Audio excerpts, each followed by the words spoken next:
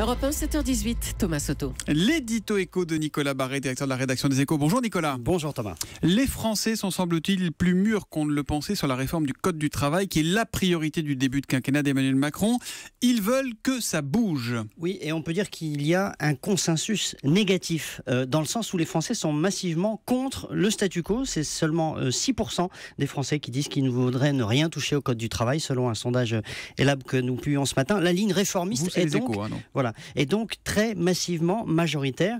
Il y a 15 ou 20 ans, c'était une obsession patronale de changer le Code du travail. Et ben aujourd'hui, une majorité de Français pense qu'il faut le faire évoluer, qu'il est trop complexe, qu'il crée trop de rigidité. On voit bien que les lignes bougent. Les rencontres syndicales, d'ailleurs, la semaine dernière, se sont plutôt bien passées. Et un syndicat comme FO s'est montré ouvert à la discussion, alors qu'il est plutôt dans le camp du refus d'habitude. Bon, alors consensus pour bouger, d'accord, mais bouger sur quoi concrètement? Alors justement, on voit bien, il y a deux catégories de sujets. Vous avez ceux sur lesquels l'opinion a beaucoup évolué ces dernières années. Par exemple, la fusion des instances représentatives du personnel, ça 70%, 72% des Français disent oui. Les référendums d'entreprise, même chose.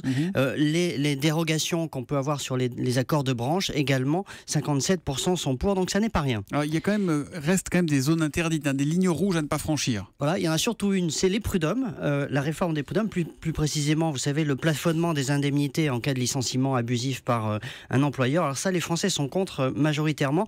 Le problème, c'est que le président de la République y tenait quand il était ministre de l'économie, il y tient toujours, il veut mettre en œuvre cette réforme. L'idée, vous savez, c'est que une entreprise, ça vaut surtout pour les PME, hésiterait à embaucher car elle ne sait pas combien ça va lui coûter si ses affaires tournent mal. Et bien là, le fait est que les Français ne sont pas convaincus. Le président va donc devoir faire beaucoup de pédagogie pour faire adopter cette réforme à laquelle il tient. Les détails de cette enquête et les commentaires qui vont avec, c'est à lire dans Les Échos du jour. Merci, à demain Nicolas.